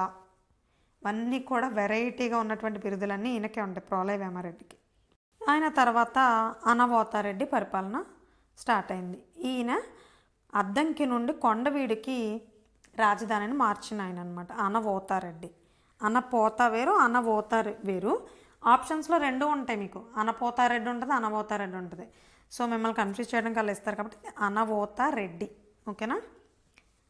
అనపోత నాయకులు అనేటువంటి వాళ్ళు, అనపోత నాయకుడు మనకు ముసునూరు నాయకుల్లో ఉన్నాడు, రేచర్ల పద్మనాయకుల్లో కూడా ఉన్నారు. ఈయన అనవోత, ఓకే, అది డిఫరెన్స్ చూసుకోండి. ఇలాంటి చోట్ల బిట్లు తప్పెట్టేస్తారు. ఈయన కృష్ణా తీరం నుంచి దండయాత్ర చేసుకుంటూ వెళ్ళి అలా ఎక్కడి వరకు ఆక్రమించాడంటే కళింగలోని గాంగ వంశస్థుల్ని నిలువరించాడు. తలగడ దీవిని ఆక్రమించాడనమాట ఈయన. ఆ దీవిని ఆక్రమించినందుకే ఈయనకి తలగడ దీవిని ఆక్రమించినందుకు ద్వీప విజేత అనేటువంటి బిరుదు ఉంది. మన కుమారగిరి రెడ్డితో పాటు ఈయనకు కూడా వసంతరాయలు వసంతోత్సవాలు జరిపించినందుకు వసంతరాయలు అనే బిరుదు ఈయనకు కూడా ఉంది. కానీ జనరల్గా వసంతరాయలు అని అంటే మనం కుమారగిరి రెడ్డిని ఉద్దేశించి చెప్తుంటాం అన్నమాట. ఈయనకి వీరన్న పోతు అనేటువంటి పేరుతోనే బాగా ప్రసిద్ధుడు అనమాట. అనవోతారెడ్డి అనే పేరుతో కన్నా వీరన్న పోతు. అప్పట్లో బంగారం పైన పన్ను ఉండేది. ఈయన ఆ బంగారం మీద ఉన్నటువంటి పన్నును కూడా రద్దు చేశాడనమాట. ప్రజా సంక్షేమానికి పునాదులు వేసినటువంటి రెడ్డిరాజుగా అనవోతారెడ్డిని చెప్తారు. ఇతని టైంలోనే మోటుపల్లి ఓడరేవు, యాక్చువల్గా మనం అప్పటికే రేచర్ల నాయకులు ముసునూరు నాయకులు పరిపాలిస్తున్నారని చెప్పుకున్నాం కదా. సో వాళ్ళ ఏరియాలో ఉన్నటువంటిది మోటుపల్లి రేవు. సో మోటుపల్లి రేవుని ఈయన మనకి నెల్లూరు ఈ కోస్టల్ ఆంధ్ర అంతా వీళ్ళ కిందకు వచ్చింది కాబట్టి రెడ్డిరాజుల పరిపాలన కిందకి ఆటోమేటిక్గా మోటుపల్లి రేవు వీళ్ళ దగ్గరే ఉందన్నమాట. ఇప్పుడు యాక్చువల్గా గణపతి దేవుడి టైంలో కాకతీయుల సామ్రాజ్యంలో ఉండేది. వరంగల్ని అయితే ఆక్యుపై చేసుకున్నారు కానీ ముస్నూరు నాయకరాజులు రేచర్ల వెలమలోని మోటుపల్లి ఓడరేవు వాస్తవంగా ఎవరికి వచ్చినట్టు కోస్టల్ ఆంధ్రప్రదేశ్ని పరిపాలిస్తున్నటువంటి రెడ్డిరాజుల కిందకు వచ్చిందనమాట. సో ఆ రేవుని అభివృద్ధి చేసింది పోస్ట్ కాకతీయ పీరియడ్లో రెడ్డిరాజులు. ముఖ్యంగా అనవోతారెడ్డి పరిపాలనలో దాని విదేశీ వ్యాపారానికి అనుగుణంగా ఎన్నో మార్పులు చేర్పులు చేసి ప్రోత్సహించాడు ఆయన. మనం ఇందాక ముసునూరు నాయకులు బహమనీల చేతిలో ఓడిపోయారని చెప్పాం కదా. వీళ్ళకు కూడా బహమనీల దాడి అనేది ఎదురైంది. అనవోతారెడ్డి టైంలోనే ఎదురైంది అది. అప్పుడు ఈయన సేనానైనటువంటి వీళ్ళ బాబాయే ఈయనకి ప్రధానమైనటువంటి సేనాధిపతిగా ఉండేవాడు. ఆయన పేరే మల్లారెడ్డి. మల్లారెడ్డి ఇంజనీరింగ్ కాలేజెస్ తెలుసు కదా. పూలు అమ్మినా పాలు అమ్మినా ఆ మల్లారెడ్డిని గుర్తుపెట్టుకోండి. మల్లారెడ్డి బహమనీ సేనలకి ఎదురు నిలబడి వాళ్ళని పారద్రోలి అక్కడి నుంచి తరిమేసి ఆ ప్రాంతంలో అమరేశ్వర ఆలయాన్ని పునరుద్ధరించాడనమాట. అమరావతి పైన దాడి జరిగింది ఆ టైంలో. అమరావతిలో అమరేశ్వర ఆలయం ఉంది కదా, మన పంచారామ క్షేత్రాలలో ఒకటి. ఈ అమరేశ్వర ఆలయాన్ని మల్లారెడ్డి బహమనీలను తరిమి వేసి పునరుద్ధరణ చేపడతాడనమాట ఆ టైంలో. ఎందుకంటే ఆలయాల మీదే పడేవాళ్ళు ఎక్కువగా ముస్లిం రాజులు, ఆ విషయం మనకు తెలిసిందే కదా. సో ఆ దాడిలో భాగంగా ధ్వంసమైనందుకు దాన్ని పునరుద్ధరిస్తాడు ఈయన. అనవేమారెడ్డి రెడ్డి రాజుల్లోకెల్లా గొప్పవాడిగా చెప్తారు. కళింగ గజపతుల మీద, పద్మనాయకుల మీద, విజయనగర రాజుల మీద కూడా తిరుగుబాటు చేసి వాళ్ళందరినీ ఓడించినటువంటి ఘనత రెడ్డి రాజుల్లో అనవేమారెడ్డికే దక్కుతుందన్నమాట. ఆ తర్వాత రాజమండ్రి పిఠాపురాలను కూడా మన కాకతీయుల టైంలో ఆక్యుపై చేయలేకపోయారని చెప్పుకున్నాం. వెలనాటి చోళుల టైంలో ఆక్యుపై చేయలేకపోయారని చెప్పుకున్నాం పిఠాపురాన్ని. కానీ అనవేమారెడ్డి సునాయాసంగా ఆక్యుపై చేయగలిగాడు పిఠాపురాన్ని, రాజమండ్రిని. కనుకనే రెడ్డి రాజుల్లో అగ్రగణ్యుడు అనేటువంటి ఉద్దేశంతో ఈయనని రాజశ్రీ రమణి స్వయం పరపతి అని చెప్పి వ్యాఖ్యానిస్తారనమాట. రాజశ్రీ రమణి స్వయం పరపతి అంటే రెడ్డి రాజుల్లోకెల్లా అగ్రగణ్యుడు అనేటువంటి ఉద్దేశంలో అనవేమారెడ్డి గురించి చెప్తారు. ఈ అనవేమారెడ్డి కూడా పరమ ధార్మికుడు, శైవ మతాభిమాని. ముఖ్యంగా శ్రీశైలంలో వీర శిరోమండపాన్ని, సింహాచలంలో అనవేమగిరి మండపాలను నిర్మించాడు.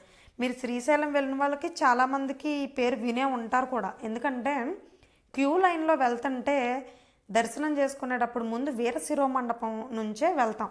సో వీర శిరోమండపం దగ్గర ఒక శిలాఫలకం మీద రాసి ఉంటుంది, రెడ్డిరాజు అనవేమారెడ్డి గారు నిర్మించినటువంటి వీర శిరోమండపం ఇది అని చెప్పి రాసి ఉంటుంది అన్నమాట. ఒకవేళ మీరు ఇంతకుముందు క్యూ లైన్లో ఉన్నప్పుడు చదివి ఉండొచ్చు, బట్ అప్పటికి ఆయన రెడ్డి రాజులు ఎవరో, వాళ్ళ హిస్టరీ ఏంటి అప్పటికి మీకు తెలిసి ఉండదు కాబట్టి మీరు గమనించి ఉండకపోవచ్చు, అంత గుర్తు పెట్టుకోకపోవచ్చు. బట్ ఈసారి ఎప్పుడైనా శ్రీశైలం వెళ్ళినా లేదంటే సింహాచలం వెళ్ళినా కూడా గమనించండి. సింహాచలంలో కూడా అనవేమగిరి అనేటువంటి మండపం ఉంటుంది, అలాగే శ్రీశైలంలో వీరశైవ మండపం ఉంటుంది. రెండిట్ల మీద రాసి ఉంటాయి అన్నమాట. రెడ్డి రాజు అనవేమారెడ్డి గారు నిర్మించారు అని చెప్పి రాసి ఉంటుంది. నన్ను అడిగితే పుస్తకాలు చదివితే వచ్చే హిస్టరీ కంటే మన రాష్ట్రంలోనే వివిధ పుణ్యక్షేత్రాలలో కానీ లేదంటే హిస్టారికల్ ప్లేసుల్లో కానీ వీటికి వెళ్ళి ఒకసారి అక్కడ ఏం రాశారు ఏంటి ఇలాంటి దాని హిస్టరీ అంతా అక్కడికి వెళ్ళి చూసి మీరు ఎక్స్పీరియన్స్ అయ్యారనుకోండి, మీరు పుస్తకం తీసి చదవకపోయినా కూడా ఆప్షన్స్ చూస్తే పెట్టేస్తారు. అసలు ఏపీస్ట్ చదవక్కర్లా, ఇలా తెలుసుకున్న దాని మీద మీరు 50% క్వశ్చన్స్ బుక్ తీయక్కర్లేకుండానే పెట్టేయగలిగేంతలా వచ్చేస్తుంది మీకు నాలెడ్జ్. పుస్తకాల్లో చదివితే ఖచ్చితంగా బట్టి కొట్టాలి. అదే మీరు అక్కడ చూసి ఒకసారి చదివారనుకోండి, మీకు ఎవరో చెప్పకుండానే ఆప్షన్స్ని మీరే ఎలిమినేట్ చేసేస్తారు, ఈయన కాదు ఈయన అయ్యి ఉండొచ్చు అని. ఈయన కూడా రాజ్యాన్ని బాగా విస్తరించాడు. మన కోనసీమను పరిపాలిస్తున్నటువంటి హైహై వంశస్థుల నుంచి కోనసీమని, అలాగే పానార సీమలను కూడా హైహైల నుంచే లాక్కోవడం జరిగిందనమాట. సింహాచలం అంటే వైజాగ్ వరకు, విజయనగరం వరకు కూడా ఆయన విస్తరించాడు. అఫ్కోర్స్ కళింగలను పరిపాలిస్తున్నటువంటి గజపతులనే వణికించాడని చెప్పుకున్నాం మనం. వడ్డాది, మాడుగుల వంటి మన్యం ప్రాంతాలు, అంటే ఎక్కడ మనకి అడ్డతీగల, పాడేరు ఇటు సైడ్ ప్రాంతాలు అనమాట ఇవన్నీ. పార్వతీపురం, మన్యం, విజయనగరం, ఏజెన్సీ ఏరియా, ఆ ఏరియాని అంతటినీ కూడా అనవేమారెడ్డి ఆక్యుపై చేసేసాడు. అలాగే దాన ధర్మాల విషయానికి వచ్చేటప్పటికి అతని చెల్లెలైనటువంటి వేమారెడ్డి చెల్లెలు వేమసాని, ఆమె పేరు మీద వేమవరం అనేటువంటి గ్రామాన్ని బ్రాహ్మణులకి అగ్రహారంగా దానం చేశాడు. బహుశా ఈ వేమవరాలు మా వెస్ట్ గోదావరి డిస్ట్రిక్ట్లో చాలా ఉంటాయి. పిట్టల వేమవరం అని, తణుకులోనే ఒక పాటని తణుకు వేమవరం అని కూడా అంటారు. ఆ పేర్లు అనవేమారెడ్డి పరిపాలన గుర్తుగా వచ్చి ఉండొచ్చు బహుశా. ఈయన బిరుదుల విషయానికి వస్తే ఈయనకు కూడా వసంతరాయలు అనే బిరుదు ఉంది. ఎందుకంటే రెడ్డి రాజులు ఎక్కువగా మదనోత్సవాలు, వసంతోత్సవాలు ఇలాంటివన్నీ జరిపించేవాళ్ళు అనమాట ప్రధాన వినోదంగా. ఈ వసంతరాయ అనే బిరుదు అనవేమారెడ్డికి ఉన్నట్టు మనకు తెలుపుతున్నటువంటి శాసనం నడిపూడి శాసనం అన్నమాట. నడిపూడి శాసనం ద్వారా తెలుస్తుంది. దీంతోపాటు చతుర్విధోపాయ,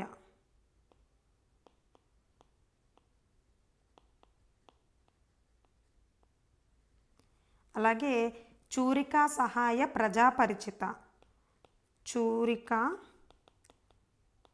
సహాయ ప్రజాపరిచిత, ఈ మూడు అనవేమారెడ్డికి ఉన్నటువంటి బిరుదులు. నెక్స్ట్ మనం ఎప్పటి నుంచో చెప్పుకుంటున్నటువంటి వెయిట్ చేస్తున్నటువంటి కుమారగిరి రెడ్డి. కుమారగిరి వేమారెడ్డి, ఒరిజినల్గా ఈయన పేరు కుమారగిరి వేమారెడ్డి అనమాట. ప్రతి సంవత్సరం కూడా వసంతోత్సవాలను జరపడం, మదనోత్సవాలను జరపడం ఆనవాయితీగా తీసుకొచ్చినటువంటి ఘనత కుమారగిరి రెడ్డికి దక్కుతుంది. ఈ మదనోత్సవాల్లో ప్రధానంగా కర్పూరాన్ని, ఎందుకంటే కర్పూరం మంచి స్మెల్ వస్తుంది కదా, సో కర్పూరాన్ని చల్లుకోవడం, పొడి చేసి దాన్ని చల్లుకోవడం ఒకరి మీద ఒకరు. నెక్స్ట్ వసంతాలు అంటే పసుపు నీళ్ళు ఉంటాయి కదా, పసుపు గంధం కలిపినటువంటి నీళ్ళని మగవాళ్ళు ఆడవాళ్ళు ఒకళ్ళ మీద ఒకళ్ళు చల్లుకోవడం లాంటివి జరుగుతుంటాయి అన్నమాట. హనుమాన్ జంక్షన్ మూవీ చూస్తే వసంత పంచమి అని చెప్పి పసుపు నీళ్ళు చల్లుకుంటూ ఉంటారు కదా, సో అటువంటిదే అనమాట ఈ వసంతోత్సవాలు. అలా జరిపినందుకు గాను ఈయనకి కర్పూర వసంతరాయలు అనేటువంటి బిరుదు ఉంది. అదే ఆ బిరుదునే పేరుగా తీసుకొని కర్పూర వసంతరాయలు అనేటువంటి ఒక రచనని ఈయన మీద మనకి సి నారాయణ రెడ్డి గారు రాశారనమాట. ఈయన పాలన గురించి తెలుపుతున్నటువంటి మరొక బుక్ ఏంటంటే వసంత రాజీయం. ఇది ఆయనకు ఎంతో ఇష్టమైనటువంటి లకుమాదేవితో రాయించినటువంటి నాట్యశాస్త్ర గ్రంథం అనమాట వసంత రాజీయం. ఇది మొత్తం నాట్యశాస్త్రం గురించే చెప్తున్నప్పటికీ ఈయన పరిపాలన గురించిన విషయాలు, ఈయనకి లకుమ మీద ఉన్నటువంటి ఇంట్రెస్ట్ గురించి కూడా కొంత ఇన్ఫర్మేషన్ మనకి ఈయనే రాసుకున్నటువంటి ఈ వసంతరాజ్యం బుక్ ద్వారా తెలుస్తుందన్నమాట.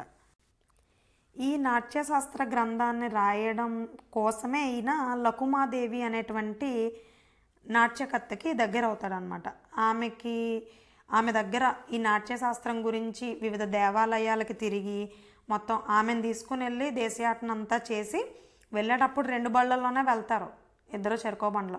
కానీ వచ్చేటప్పుడు మాత్రం ఒకటే జట్కాలో ఇద్దరు రావడం జరుగుతుందన్నమాట. ఇంటికి తిరిగి దేశం మొత్తం తిరిగి అన్ని దేవాలయాలు, అన్ని గుళ్ళు తిరిగి నాట్యశాస్త్రంలోని వివిధ రీతులన్నిటినీ ఇద్దరు కూర్చొని రాస్తారు. ఈ బుక్ రాయడానికి వసంతరాజ్యం అనే నాట్యశాస్త్ర గ్రంథం రాయడానికి కోసమే ఈ లకుమతో పరిచయం ఏర్పడుతుంది. ఆ పరిచయం తర్వాత ప్రణయంగా మారి XYZ అంతా అవుతాయి అన్నమాట. సో వాళ్ళ యొక్క లవ్ స్టోరీ గురించి తెలిపే బుక్కే కర్పూర వసంతరాయలు. ఓకే, ఈయన యాక్చువల్గా పరిపాలన గురించి చెప్పుకోవడానికి ఈయన అక్కడ ఉండి యాక్టివ్గా పరిపాలించింది లేదు. ఈయన ఈ బుక్ రాసే క్రమంలో ఆమెను వేసుకుని మొత్తం దేశం అంతా తిరుగుతూ ఉంటాడనమాట రాజ్యాన్ని వదిలేసి. ఆ టైంలో ఈమె భార్య ఉంది కదా, ఆమె భార్య సోదరుడైనటువంటి కాటై వేమారెడ్డి ఈయనకి ప్రతినిధిగా రాజ్యాన్ని అంతా సురక్షితంగా కాపాడి రాజమండ్రి నుంచి సింహాచలం వరకు కూడా రాజ్యాన్ని మొత్తాన్ని విస్తరిస్తాడనమాట. విస్తరించి సురక్షితంగా ప్రజలకి ఆమోదయోగ్యంగా ఉండేలా పాలన చేసినటువంటిది కుమారగిరి రెడ్డి టైంలో పరిపాలించినటువంటిది వాస్తవంగా కాటై వేమారెడ్డి అనమాట. కుమారగిరి రెడ్డి జస్ట్ నామినల్ హెడ్గా చెప్పొచ్చు. నిజానికి పరిపాలన అంతా చేసింది రియల్ హెడ్ ఎవరంటే కాటై వేమారెడ్డి, కుమారగిరి రెడ్డి యొక్క బామ్మరిది. ఈ కుమారగిరి రెడ్డికి సంతానం లేకపోవడంతో అదే అదనుగా చూసుకుని అదే వంశస్థుడైనటువంటి బంటా వంశస్థుడైనటువంటి పెదకోమట వేమారెడ్డి అప్పట్లో కొండపల్లిని పరిపాలిస్తూ ఉండాడు. వీళ్ళదేమో కొండవీడు, అతను పరిపాలించేది పెదకోమట వేమారెడ్డి వాళ్ళది కొండపల్లి.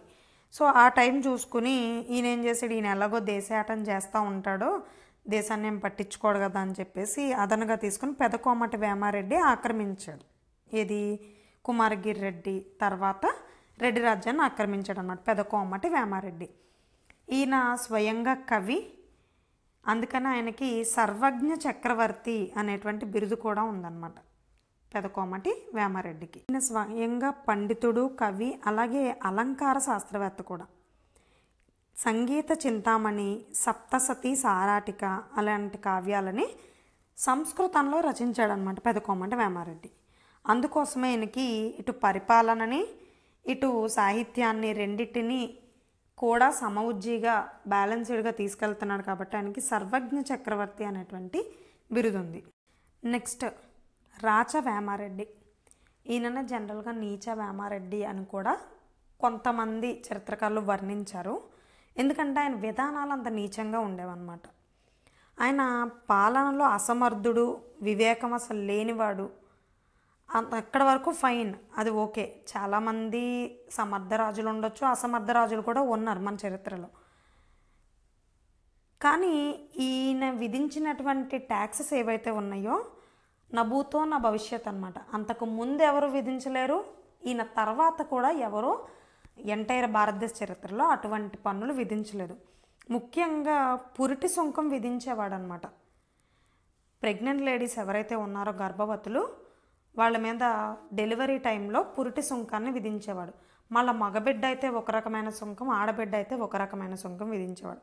సరే పోనీ అక్కడ వరకు కూడా ఫైన్. ఈయన ఎందుకు అంత నీచుడుగా చిత్రీకరించారు చరిత్రకారులు అంటే, ఎవరైనా పన్నులు కనుక సకాలంలో ట్యాక్సెస్ పే చేయకపోతే వారి యొక్క భార్యల్ని వీధిలోకి బయటకి పిలుచుకొచ్చి భటుల చేత జుట్టు విడిపించి నడివీధిలోకి అన్డ్రెస్ చేసి, అంటే పైన పాటలో అన్డ్రెస్ చేసేసి గాజు పెంకులు ఉంటాయి కదా, సీసా పెంకులు, వాటిని ఆడవాళ్ళ యొక్క స్తనాల మీద గుచ్చి మరీని భర్తల ముందు, వీధిలో వాళ్ళందరి ముందు, భర్త ముందు గుచ్చి బాధ పెట్టి హింసించి, ఆ రక్తం గారుతుంటే ఇంకా లోతుగా గుచ్చి చాలా రకాలుగా హింసించి బలవంతంగా పన్నుల్ని వసూలు చేసేవాడు అనమాట. సో అది అటువంటి నికృష్టమైన చర్య ఆంధ్రప్రదేశ్ చరిత్రలోనే కాదు, భారతదేశ చరిత్రలోనే ఎవ్వరూ కూడా చేయలేదు. అంతకుముందు చేయలే, తర్వాత కూడా చేయలే. ఈ విధానాలకే వ్యతిరేకంగానే రాయసం వెంకన్న అనేటువంటి ఒక అతను పన్ను చెల్లించకపోవడంతో అతని భార్యకి ఇటువంటి దుస్థితి ఎదురవ్వడంతో కత్తితో పొడిచి చంపాడనమాట. ఇన్ని చంపిన తర్వాత కూడా కొన్ని పుస్తకాల ప్రకారం ఏంటంటే ప్రజలే మళ్ళీ ఆ శవాన్ని కూడా రాళ్లతో కొడుతూ ఊరేగించారు. అంత వ్యతిరేకత రాచవేమారెడ్డి పైన ఉండిందని చెప్తారు. అయితే ఈయన చేసిన ఒకే ఒక మంచి పని ఏంటంటే జగనొబ్బగండ అనేటువంటి కాలువను తవ్వించాడు. ఈయన పరిపాలనా టైంలోనే దేవరకొండ రాజు అయినటువంటి లింగమ నాయకుడు అనేటువంటి ఆయన చేతిలో రాచవేమారెడ్డి ఒకసారి ఓడింపబడతాడు. అయినా కూడా ప్రజల చేత దించబడినటువంటి రాజుగా మొత్తం ఆంధ్రప్రదేశ్ చరిత్రలో నిలిచిపోయినటువంటి ఘనత రాచవేమారెడ్డికే దక్కుతుంది. ఇంతటితో రెడ్డి రాజ్యం అనేటువంటిది ఇక్కడ కొండవీడిలో అంతరించిపోద్ది. అయినప్పటికీ మనం కాటై వేమారెడ్డి అని చెప్పుకున్నాం కదా, మనం కుమారగిరి రెడ్డి యొక్క బామ్మర్ది, ఆయన ఇంకా ఏళ్లతో మనకు అనవసరం రా బాబు, ఈ రెడ్డి రాజులు ఒక్కడో సరిగ్గా ఉండేటట్లేడు, మా బావగారేమో వాళ్ళ దేశాటం అని చెప్పి పట్టుకెళ్ళి పారిపోయాడు, ఈ రాచవేమారెడ్డి ఏమో జనాల చేత కొట్టి మరీ చంపేశారు, ఇక్కడ ఇంత వ్యతిరేకత ఉంది, ఇక్కడ ఉండడం కరెక్ట్ కాదని చెప్పి ఈయన ఏం చేస్తాడో మకాం రాజమండ్రికి మార్చేస్తాడు. రాజమండ్రిని కేంద్రంగా చేసుకుని కొంతకాలం వేమారెడ్డి కాటే వేమారెడ్డి పరిపాలన సాగిస్తాడనమాట. సో వీళ్ళని కాటే వేమారెడ్డి ఒక్కడే అక్కడ పరిపాలన చేసింది. అయినప్పటికీ ఒక్కడే అయినా కూడా దాన్ని రాజమహేంద్రవరం రెడ్డి రాజ్యం అని పిలుస్తారు. కొండవీటి రెడ్డి రాజ్యం, రాజమహేంద్రవరం రెడ్డి రాజ్యం. రాజమహేంద్రవరం రెడ్డి రాజ్య నిర్మాత అని అంటే కాటే వేమారెడ్డి, రెడ్డి రాజ్య నిర్మాత అని అంటే ప్రోలే వేమారెడ్డి. ఇది గుర్తుపెట్టుకోండి డిఫరెన్స్ని. ఇందాక మనం వీళ్ళ బావగారు కుమారగిరి వేమారెడ్డి వసంతరాజ్యం అని రాస్తే, ఈయన కాటే వేమారెడ్డి ఈయన కూడా స్వయంగా కవి, ఈయన కుమారరాజ్యం అని చెప్పి ఒకటి రాశారనమాట. దీనిలో కాళిదాసు ఆల్రెడీ సాంస్క్రిట్లో రాసినటువంటి నాటకత్రయం అని అంటారు. ఏమేంటంటే అభిజ్ఞాన శాకుంతలం, మాళవికాగ్నిమిత్రం, విక్రమోర్వశీయం, ఈ మూడింటిని కలిపి సాంస్క్రిట్లో నాటకత్రయం అంటారనమాట. కాళిదాసు నాటకత్రయం అని. ఈ మూడింటికి వ్యాఖ్యానాన్ని రాశాడు. ఏ పేరుతో? కుమారరాజ్యం. బావగారి మీద ప్రేమ మాత్రం ఈయనకి ఏమాత్రం తగ్గలేదు కాబట్టి ఆయన పేరుతోనే, కుమారగిరి రెడ్డి పేరుతోనే కుమారరాజ్యం అనేటువంటిది రాశారు. మీరు ఎక్కడే కన్ఫ్యూజ్ అవ్వకూడదు. వసంతరాజ్యం అనేదేమో కుమారగిరి రెడ్డి రాశాడు, కుమారరాజ్యం ఏమో ఆయన బావగారు కాటే వేమారెడ్డి రాశాడు.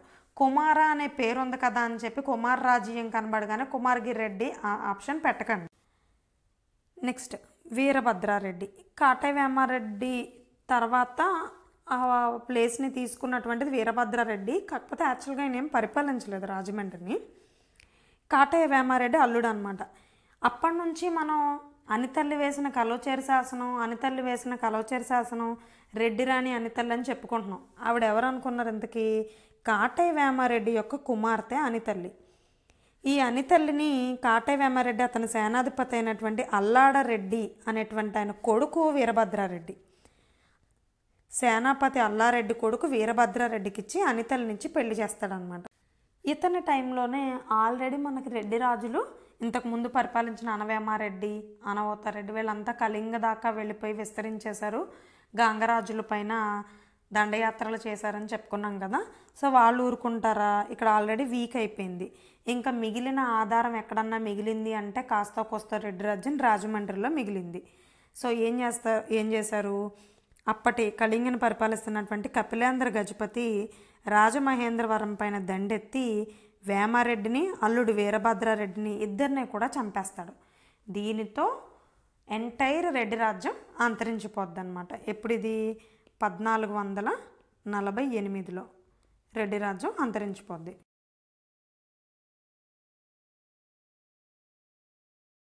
రెడ్డి రాజుల కాలం నాటి పరిస్థితులు ఎలా ఉండేవి అంటే పోస్ట్ కాకతీయ పీరియడ్ పరిస్థితులుగా మనం అధ్యయనం చేస్తాం వీటిని. రెడ్డి రాజులు ఏంటంటే స్వయంగా వాళ్ళే కవులు, అలాగే గొప్ప కవి పోషకులు కూడా రెడ్డి రాజులు. రెడ్డి రాజుల సాహిత్య పోషణ గురించి చూసుకున్నట్లయితే ముఖ్యంగా వీరి రాజభాష వీళ్ళ టైం వరకు కూడా సంస్కృతంగానే కొనసాగింది.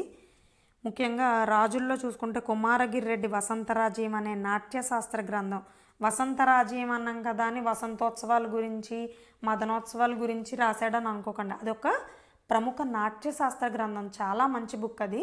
నాట్యశాస్త్రంలో మెలకువలు, భంగిమలు ఇవన్నీ కూడా ఉంటాయి అన్నమాట. చాలా అద్భుతంగా దీన్ని ఆమె లకుమాదేవి సహాయంతో రాయడం జరిగింది. ఇంకా వ్యాఖ్యానాల విషయానికి వచ్చేటప్పటికి స్వయంగా కాటే వేమారెడ్డే కుమారగిరి రాజీయం లేదా కుమారరాజీయం అనే పేరుతో కాళిదాసు నాటకాలన్నింటినీ కూడా వ్యాఖ్యానం చేశాడనమాట. ఇక తెలుగు రచనలకు వచ్చేటప్పటికి పెదకోమట వేమారెడ్డి, ఈయనకి స్వయంగా కవి అని చెప్పుకున్నాం, సర్వజ్ఞ బిరుదుందని చెప్పుకున్నాం, సాహిత్య చింతామణి, సంగీత చింతామణి ఇలాంటి గ్రంథాలను కూడా రచించాడు. ఇక ప్రముఖ రచయితల విషయానికి వస్తే సారంగధరుడు, ఈయన సంగీత రత్నాకరం అనేటువంటి బుక్ని రాశాడు. విన్నకోట పెద్దన కావ్యాలంకార చూడామణి అనేటువంటి తెలుగులో మొదటి అలంకార శాస్త్ర గ్రంథం అనమాట. అలంకారాల గురించి చదువుకుంటాం కదా మనం 10th వరకు. సో అలంకార శాస్త్ర గ్రంథం మొదటిది కావ్యాలంకార చూడామణి. దీన్ని రచించింది విన్నకోట పెద్దన. ఈయన రెడ్డి రాజ్యానికి చెందినటువంటి ప్రముఖ కవి. అనంతామాత్యుడు, ఈయన భోజరాజీయం, చందోదర్పణం, రసాభరణం అనేటువంటివి ఈ 3 పుస్తకాలను కూడా అనంతామాత్యుడు రచించాడు. ఈయన ఒక మినిస్టర్గా ఉండేవాడు, మంత్రిగా ఉండేవాడు రెడ్డి రాజుల ఆస్థానంలో. ఇంకా ప్రముఖ రచయితల్లో మనకి గౌరన, ఈయన నవనాథ చరిత్రను రచించాడు, హరిశ్చంద్ర చరిత్రను రచించాడు. చివర నవనాథ చరిత్ర, హరిశ్చంద్ర చరిత్ర అని వస్తే గౌరన గుర్తుపెట్టుకోండి. అన్నయామాత్యుడు, ఈయన షోడశ కుమార చరిత్ర. ఇంకా శివలెంక కొమ్మన, ఈయన పేరులోని ఫస్ట్ 2 అక్షరాలు శివ, ఓకే, అది గుర్తుపెట్టుకోండి. శివలీలా విలాసం, వీర మహేశ్వరం, ఈ 2 కూడా శివుడికి సంబంధించినటువంటి బుక్సే. రచించింది శివలెంక కొమ్మన. కొరివి గోపరాజు సింహాసన ద్వాత్రింశిక అనేటువంటి బుక్ని రచిస్తాడనమాట. అలాగే విశ్వేశ్వరుడు మితాక్షరి అనేటువంటి గ్రంథాన్ని రచించాడు. మడికి సింగన సకల నీతి సమ్మతం, పద్మపురాణం, వశిష్ఠ రామాయణం, భాగవత దశమస్కందం, భాగవతంలో 10వ స్కందాన్ని మడికి సింగన రచిస్తాడు. మనం వివిధ రామాయణాల గురించి చెప్పుకున్నాం. భాస్కర్ రామాయణం అని, రంగనాథ రామాయణం అని, ఇవన్నీ కూడా కాకతీయుల టైంలో చెప్పుకున్నాం. రెడ్డి రాజుల టైంలో మరొక రామాయణం వచ్చింది, అదే వశిష్ఠ రామాయణం. దీన్ని మడికి సింగన్ రచించాడనమాట. ఇంకా హేమాద్రి, ఈయన దానకాండ అనేటువంటి దాన్ని రచించాడు. దాన్ని వ్రతకాండ అని కూడా అంటారు. యలకూచి బాల సరస్వతి, ఈయన ప్రధానంగా అనవోతారెడ్డి టైంలో విద్యాధికారిగా పనిచేసేవాడు అనమాట యలకూచి బాల సరస్వతి. చంద్రికా పరిణయం అనేటువంటి బుక్ని తెలుగులో రచించాడు యలకూచి బాల సరస్వతి. అలాగే పశుపతి నాగనాథుడు విష్ణు పురాణాన్ని రచించాడు. బ్రాకెట్లో అలభ్యం అని ఉంటే కనుక పూర్తిగా లభించలేదు దాని ఆధారం. ఎక్కడో కొంత పార్ట్ని పట్టుకుని, కొంత లభించినటువంటి కొన్ని పేజెస్ని పట్టుకుని మనం డిసైడ్ చేస్తున్నాం అంతే, ఈ కవి రచించాడు ఇది అని. అలభ్యం అని అంటే పూర్తిగా లభించలేని గ్రంథం అని అర్థం. ఇక రెడ్డి రాజులకి సమకాలిక కవులు ఎవరు అంటే, ఆ టైంలో ఇక్కడ మనకి తెలంగాణలో వచ్చేసి బమ్మెర పోతన రెడ్డి రాజుల సమకాలికుడే.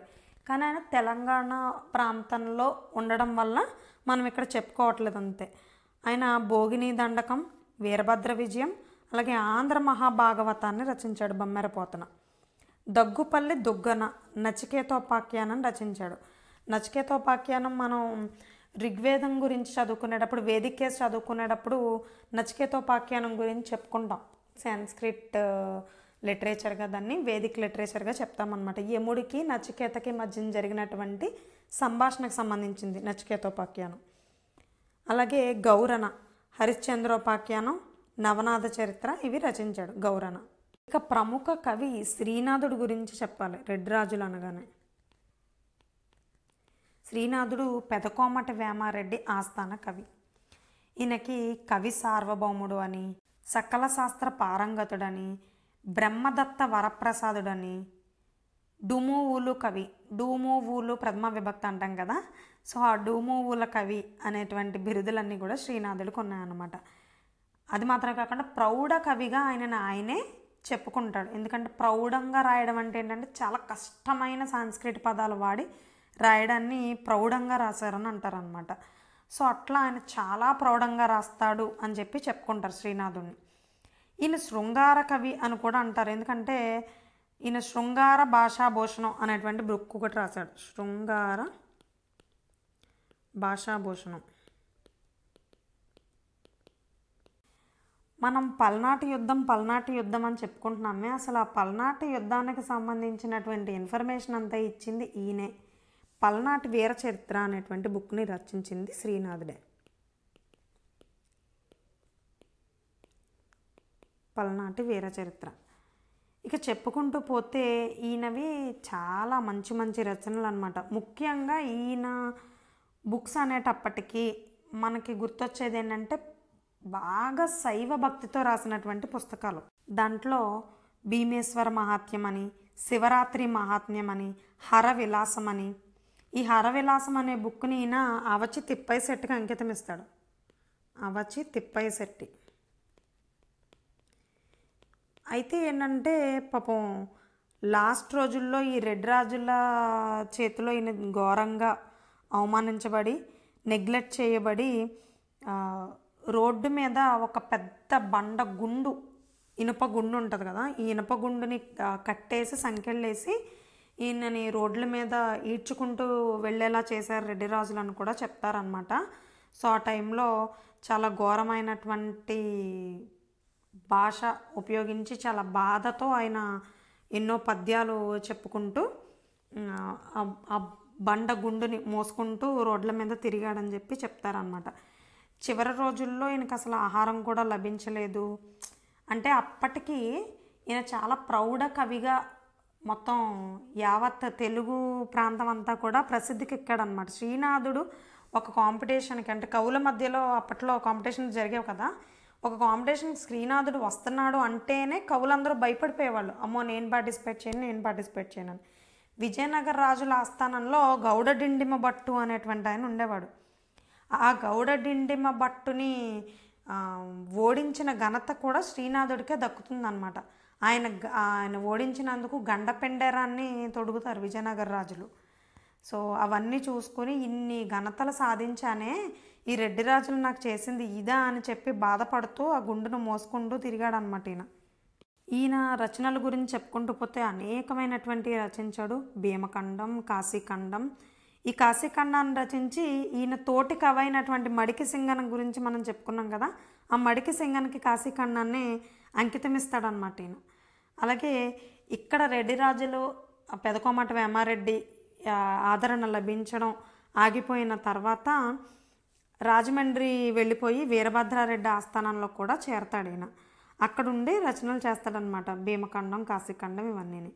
దాంతోపాటు రఘునాథాభ్యుదయం అని, శృంగార నైషధం, సప్తసతి, చిల్లర రాళ్ళు, చిల్లర దేవుళ్ళు, ధనంజయ విజయం, శాలివాహన సప్తసతి, ఇవన్నీ కూడా ఈయన శ్రీనాథుడికి చెందినటువంటి ప్రముఖ రచనలు అన్నమాట. ఆనాటి సామాజిక పరిస్థితుల గురించి చూసుకున్నట్లయితే సమాజంలో ప్రధానంగా రెడ్డి, వెలమ, బలిజ, కమ్మ ఈ కులాలు పాలక వర్గాలుగా ఉండేవన్నమాట. బలిజ అంటే కాపులో అదొక సబ్ గ్రూప్. విజయనగర ఎంపైర్ అంతా కూడా బలిజ కమ్యూనిటీ వాళ్ళు ఉండేవాళ్ళు. ఇది ప్రధానమైనటువంటి పాలక వర్గాలు. ఇటు మనకి తెలంగాణ సైడు వెలమలో, కమ్మలో కూడా పరిపాలించారని మనం చెప్పుకున్నాం వీళ్ళకి సమకాలికంగా. అటు Vizianagaram side, Vizianagaram in the sense మన రాయలసీమ సైడ్ అనమాట. విజయనగరం అంటే ఇటు వైజాగ్ దగ్గర విజయనగరం కాదు, విజయనగర సామ్రాజ్యం కర్ణాటకలో ఉన్నది. అటంతా కూడా బలిజలు పరిపాలించారు. నెక్స్ట్ వ్యాపారం విషయానికి వస్తే అప్పట్లో గొప్ప వ్యాపారిగా రెడ్డి రాజుల టైంలో అవచి తిప్పయ్య శెట్టి అనేటువంటి ఆయన గురించి చెప్తారు. ఈయన పెద్ద నౌకా వ్యాపారాన్ని భారీ ఎత్తున నిర్వహించాడని చెప్తారు.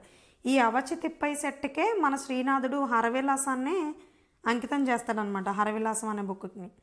ఓకే, ఇక దానాల విషయానికి వచ్చేటప్పటికి అగ్రహారాలు, మాన్యాలు, ఇంకా పన్నులు లేకుండా ఇచ్చేటువంటి భూములన్నీ కూడా చాలా దానాలు రెడ్డి రాజులు బాగా భారీగా చేశారు.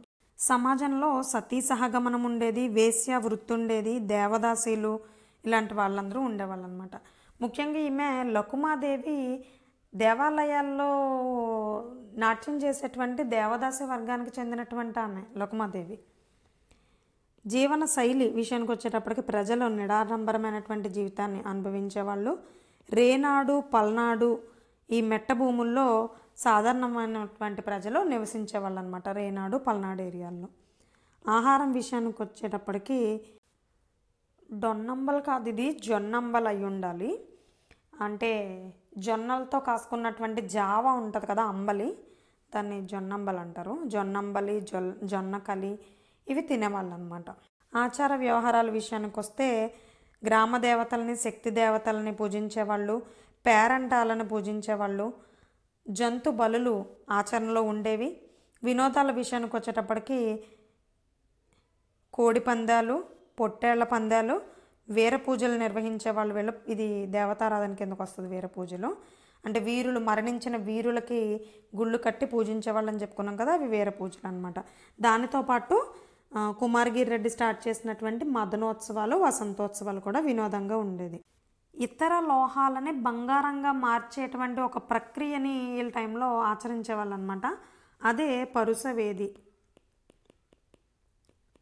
ఈ ప్రక్రియ ఇతర లోహాలు బంగారంగా మారతాయి అనేటువంటి ఒక నమ్మకం ఉండేదన్నమాట.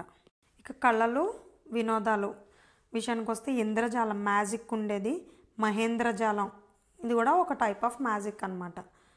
జోదాలు అంటే ప్యాకాట్లు ఇవన్నీ ఉంటాయి కదా, ఇవన్నీ కూడా ఉండేవి. నాటకాలు వేసేవాళ్ళు, వీధి నాటకాలు. అప్పటికే మనకి శ్రీనాథుడు రచించిన వాటిలోనే చాలా నాటకాలు రచించాడని చెప్పుకున్నాం. సో కాళిదాసు ఇలాంటి వాళ్ళ సంస్కృతంలో అప్పటికే ఎన్నో నాటకాలు రచించున్నారు కాబట్టి వాటిని ప్రదర్శించడం.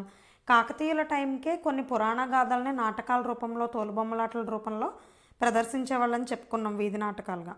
అలాగే అష్టావధానాలు కూడా ప్రదర్శనలుగా చేసేవాళ్ళు అనమాట. వసంతోత్సవాలు, రంగులు పూసుకోవడం, సుగంధ ద్రవ్యాలు అంటే కర్పూరం ముఖ్యంగా చల్లుకోవడం, కర్పూరం పొడి చేసుకుని ఇవన్నీ కూడా వసంతోత్సవాల్లో జరిపించేవాళ్ళు. ముఖ్యంగా వీళ్ళ టైంలో మత పరిస్థితులను చూసుకున్నట్లయితే కాకతీయుల టైంకే శైవ మతం పీక్స్కి వెళ్ళిందంటే వీళ్ళ టైంలో ఇంకా శైవ మతమే ఆంధ్రాలో ఉన్నది అనేటట్టుగా అయిపోయిందన్నమాట పరిస్థితులు. శైవ మత వ్యాప్తి కోసం రాజులు పరిశ్రమించారు. దాంతోపాటు ఆ టైంలో ఉన్నటువంటి శైవ కవులు కానీ వీళ్ళు కూడా వాళ్ళ కంట్రిబ్యూషన్ చేశారనమాట. ప్రత్యేకించి రెడ్డి రాజులు స్వయంగా శైవ మతాభిమానులు. మనం రచించినటువంటి ప్రముఖ కవి శ్రీనాథుడు గురించి చెప్పుకున్నాం. శ్రీనాథుడి రచనలో సగం పైగా రచనలు శైవ మతానికి సంబంధించినవి అని కూడా చెప్పుకున్నాము. ముఖ్యంగా వీరశైవం, పాశుపతం ఇవి బాగా వ్యాప్తిలో ఉండేవన్నమాట. శైవ మతాన్ని ప్రచారం చేయడం కోసమే గొడేయ రాయళ్ళు అనేటువంటి ప్రత్యేక అధికారులు నియమించబడేవాళ్ళు. వీళ్ళు శైవ మత వ్యాప్తి కోసం నియమించబడేవాళ్ళు, గొడేయ రాయళ్ళు. దాంతోపాటు శైవ మతంతో పాటు మనకి వైష్ణవం కూడా బాగానే ఉండింది. కాకపోతే శైవం అంత ప్రాచుర్యం, రాజాదరణ వైష్ణవానికి లభించలేదు. అయినప్పటికీ వైష్ణవం అప్పటికే అనేక శాఖలుగా, ఉపశాఖలుగా విడిపోయిందనమాట. దానిలో ఒక శాఖ వైకాసనం. ఈ వైకాసనాన్ని స్థాపించింది వికాసన మహాముని అనమాట. అందుకని ఆయన పేరు మీద వైకాసనం అనే పేరు వచ్చింది. దీన్నే వైష్ణవ పురోహితం అని కూడా అంటారనమాట. ఇంకొకటి శ్రీ వైష్ణవం, రామానుజాచార్యుడు స్థాపించాడు. ఇది అందరికీ తెలిసిందే. కానీ శ్రీ వైష్ణవం మరలా తర్వాత 2 ప్రధాన శాఖలుగా విడిపోయింది. అందులో ఒకటి తెంగళ, 2 వడగళ. వడ అని అంటే తమిళ్లో నార్త్ అనే అర్థం అనమాట. వాళ్ళకి మనం నార్త్ని ఉన్నాం కదా, సో కాబట్టి మనల్ని సంబోధించేటప్పుడు తమిళ్ వాళ్ళు వడుగర్స్ అనే అర్థంలో వాడుతూ ఉంటారు. ఈవెన్ నేను ఇంతకుముందు బిగినింగ్ క్లాస్లో కూడా చెప్పున్నా, మనం యాక్చువల్గా గారె అంటాం కదా, చిల్లు గారె అంటాం కదా, ఆ గారె అనేటువంటిది చాలా ప్రాంతాల్లో వడ అని అంటారు. ఈవెన్ మహారాష్ట్ర, ముంబై అక్కడ వడపావ్ అనేటువంటిది కూడా దొరుకుతుంది. దాని యొక్క యాక్చువల్గా ఆ వడ అనేటువంటి పదానికి ఆరిజిన్కి మూలం మన గారె. ఈ గారె అనేటువంటి ఐటెమ్ ఉత్తరం వాళ్ళది అనేటువంటి, మనం కూడా కొన్ని డిష్లు నార్త్ వాళ్ళవి, నార్త్ ఐటెం ఇది అని అంటాం. దానికి పేరు తెలియదు అనుకో, నార్త్ డిష్లో ఉంది అని కూడా కొన్ని ఐటమ్స్ చెప్పేస్తాం. సో అలా ఉత్తరం వాళ్ళది అనే అర్థంలో వాళ్ళు ఆ గారెని వడ అనే పదం వాడడం జరిగింది తమిళ వాళ్ళు మనల్ని ఉద్దేశించి.